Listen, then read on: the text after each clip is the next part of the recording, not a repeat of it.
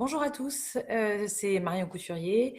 Donc j'accompagne les personnes qui contrôlent tout ce qu'elles mangent à retrouver la liberté et le plaisir de manger.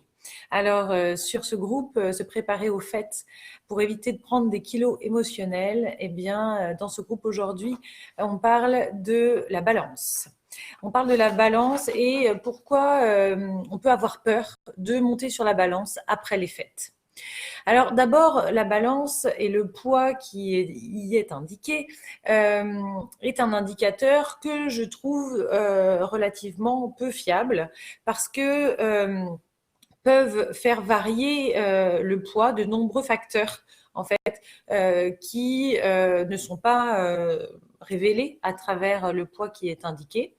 Et donc, c'est mon avis personnel, mais je trouve que du coup, ce qu'on peut voir sur une balance peut vraiment fluctuer de manière importante, alors que c'est peut-être une période, si vous êtes une femme, de votre cycle qui fait que vous avez une variation de poids.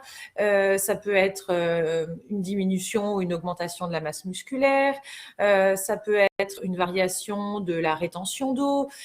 Donc, je trouve qu'il y a beaucoup d'éléments qui ne sont pas pris en compte dans le chiffre qui est indiqué sur une balance. Alors, je sais qu'il y a certaines balances qui sont plus technologiques et qui vont vous donner des indicateurs supplémentaires, mais ça reste que le poids qui est indiqué peut avoir un gros impact psychologique, alors que il ne traduit pas une réalité. C'est ça, c'est vraiment, moi, mon point de vue, c'est que ça peut être trompeur finalement, le poids qu'on peut voir s'afficher. Et puis, à la limite, si c'était trompeur, mais que ça n'avait pas d'impact, bon, bah, très bien. Mais c'est que très souvent, le poids qu'on peut voir sur cette balance a un très, très gros impact. C'est ce qu'on va voir aujourd'hui. C'est que ces impacts augmentent le niveau de stress et c'est pour ça que ça fait peur de se peser.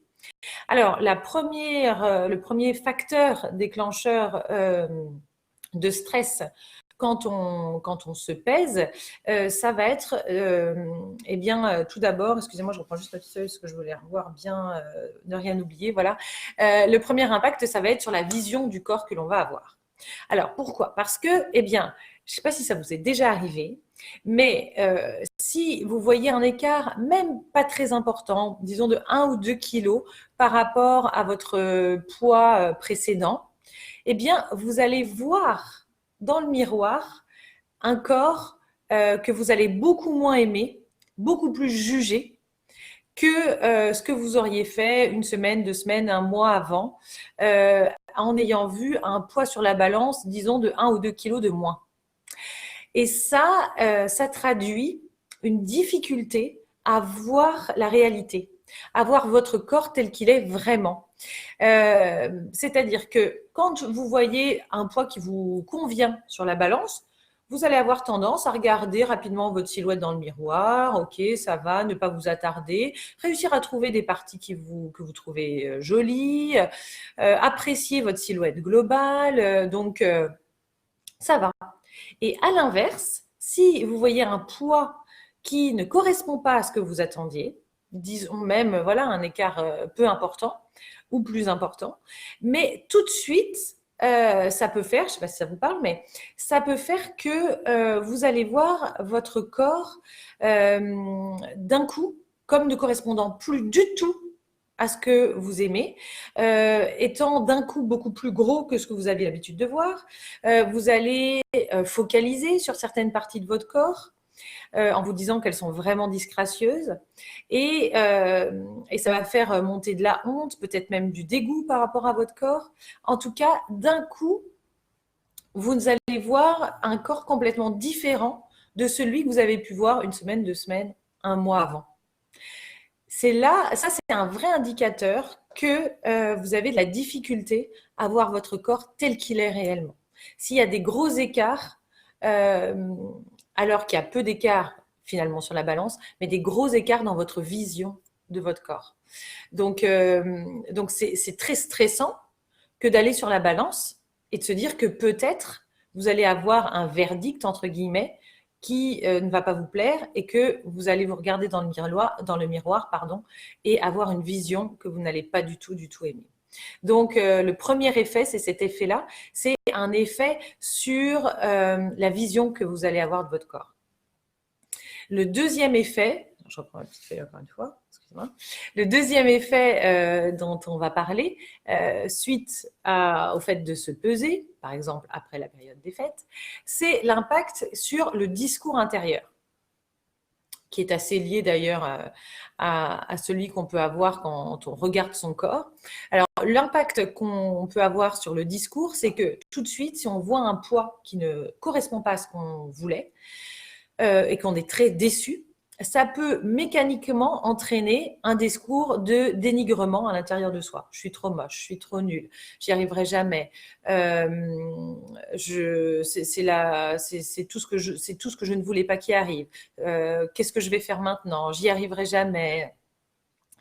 Donc, un discours très, très violent, un discours avec des phrases comme ça, répétitives, qui vous amènent dans une zone de mal-être. C'est comme si d'un coup, le chiffre qui apparaît sur la balance balaye tout espoir et vous emmène un peu comme ça, comme une tornade, dans une zone où vous perdez toute ressource, où il n'y a plus rien de positif par rapport à votre corps, par rapport à la nourriture. C'est comme si ça signait l'échec. C'est en ça que la balance peut prendre une importance très forte, trop forte, parce que elle peut amener comme ça à des constats un peu sans appel. Et là aussi, ce n'est pas la réalité, mais ça vous amène dans une zone où tout devient négatif. Donc, c'est important d'être vigilant à l'impact de la balance quand il vous amène dans ces zones-là, parce que c'est très, très désagréable. C'est une zone de non-confiance. C'est une zone où vous perdez vraiment la réalité de ce que vous avez pu mettre en place de positif par rapport à la nourriture, par rapport à la vision de votre corps. Ça peut faire rentrer dans un cercle vicieux de dénigrement et ce qui peut pousser à reprendre rapidement un régime. Donc, c'est important d'être vigilant et d'essayer aussi de ne pas se laisser aller complètement dans cette zone-là en essayant de retrouver ce qu'il peut y avoir de positif par rapport à son corps et par rapport à la nourriture. Et donc ça, voilà, c'était le deuxième élément. Le troisième impact que peut avoir le fait de se peser et de voir un poids qui ne vous correspond pas, eh bien, ça va être un impact au niveau de votre idéalisation de votre poids. C'est-à-dire que vous avez peut-être en tête un poids idéal à atteindre. Et là, j'aimerais faire un petit point sur ça, parce qu'il peut y avoir une différence entre votre poids idéal et votre poids santé. Ce sont deux choses qui, j'espère, sont alignées, mais peut-être ce n'est pas le cas.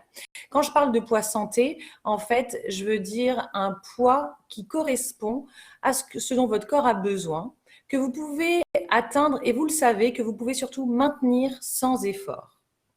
C'est un poids qui correspond à votre morphologie, qui correspond à votre métabolisme, et je suis sûre que vous le connaissez.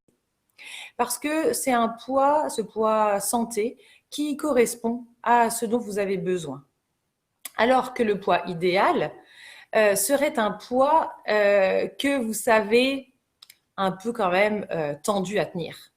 Vous savez que vous l'avez peut-être déjà atteint, mais à force de grosses restrictions et c'était quand même, ça vous demandait beaucoup de contrôle pour réussir à vous y maintenir. Donc, le poids santé et le poids idéal, peut-être sont alignés, mais s'ils ne le sont pas, c'est intéressant de vraiment faire l'exercice de vous poser la question de quoi votre corps a réellement besoin. Est-ce que ce poids santé, est-ce qu'il est très éloigné déjà de votre poids idéal et de sentir vraiment intérieurement ce poids santé et comment vous pourriez l'atteindre. Parce que je suis assez convaincue que votre corps sait très bien comment atteindre ce poids santé et par l'écoute de vous, ça peut être, vous sentirez comment l'atteindre. Donc, d'être vraiment, en tout cas, très vigilant à ces deux notions et d'essayer de les harmoniser. en fait. Parce que l'impact que ça peut avoir, le fait d'avoir un poids santé très éloigné du poids idéal, c'est que si vous voyez un poids sur votre balance très éloigné de votre poids idéal, qui est très difficile à atteindre, ça va augmenter là aussi le stress et ça va vous pousser à retourner rapidement dans une phase de régime pour essayer de vous en rapprocher le plus vite possible. Donc, un élément supplémentaire de stress intérieur.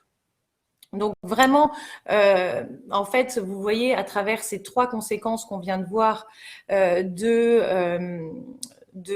la balance, du chiffre qui peut apparaître sur la balance, à chaque fois ce que ça a comme impact, c'est d'augmenter la pression intérieure.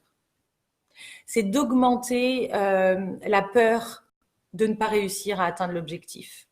Et c'est en ça que la balance en soi et le poids que vous pouvez y voir, eh bien, c'est important de voir si vous vous pesez à un rythme qui respecte aussi vos besoins.